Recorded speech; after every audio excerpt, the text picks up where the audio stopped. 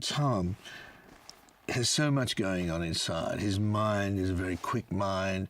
His emotions are very free. So when you have a stillness or when you need him to be very laconic, you still sense an intensity in there. One of the things that flashed in my mind that there should be a female warrior, the equal of Max, and that she's fleeing across the wasteland, and Max reluctantly gets caught up with her in this post-apocalyptic world after the fall, as we call it. She's become a hard-bitten warrior. The decision was to go out into a real place, and being in Namibia allowed us a vast landscape in which to play and stage these events. And you know, there were times when there was a massive chase on with many, many vehicles and many cameras and edge arms following it, and sometimes a helicopter, and we had communications between the actors and the stuntmen. The guys on the poles, on top of the poles, had to know when to get their cues, so they were all rigged up. It was a military exercise there in the dust and heat, and in the mornings and the evenings cold. I think shooting it over those 7-8 months, 120 days, and shooting mostly in continuity, in a slow motion way, replicated what the Chase of Fury Road is. He's in a bad way. He's captured and he's like a wild animal. He's no different from a wild animal. He's in a mask that prevents him from biting. He's muzzled, and so there is a sense that there is a more noble human being inside, but we find him in a very savage state. He sits on top of the dominance hierarchy. He's the warlord of the Wasteland. He rules he rules this almost hermetically sealed world. I mean, no one knows what's out there anymore on the coast. They see the satellite and they say, is there anyone still out there? We don't know. But there within the Wasteland, you have the produce and the water that's created the Citadel. You have the gas to run the vehicles and the munitions to protect all of that. So he is a dictator, a tyrant. Max Rockatansky is a kind of heroic everyman. He's someone who even predated cinema. He's the lone warrior, looking for some better self in a wasteland, in a dark age.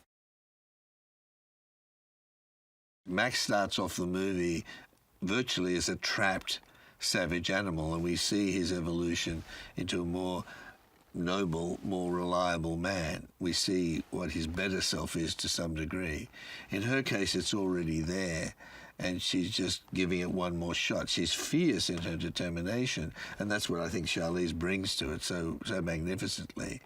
But she gets pretty close to being crushed, her soul, her heart being crushed, and but together they find some way to stand together against the chaos of the world, and they both improve because of that.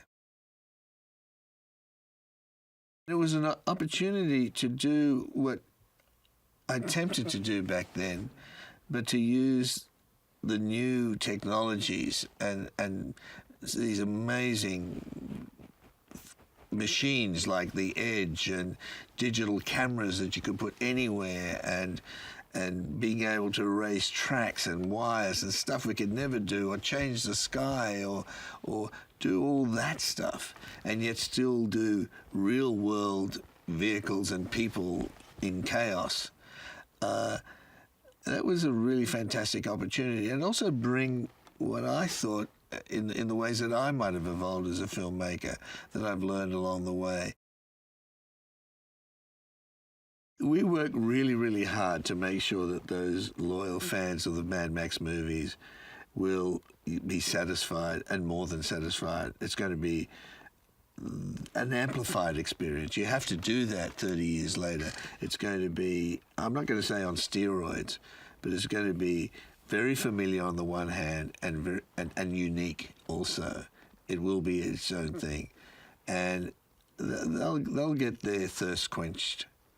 On the other hand, those who've never seen a Mad Max movie, never even heard of a Mad Max movie, it will experience it as a standalone experience and a wild, crazy ride. I'm sure of it.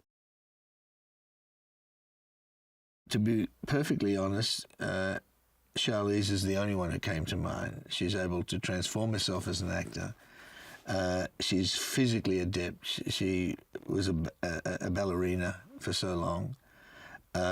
So she has that precision and discipline, the physical discipline. She's not afraid to go out there and be uncompromising. The way she fires a gun, the way she fights.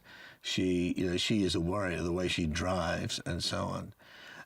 And she was the one who said she wouldn't mess with hair. She called me one day and said, look, I'm just about to get a buzz cut. I better tell you before I do it, because we had thinking of some sort of wig and stuff. And I thought, brilliant. And I said, brilliant, go for it if you're prepared to do it. And it's absolutely right. Why would she mess with hair?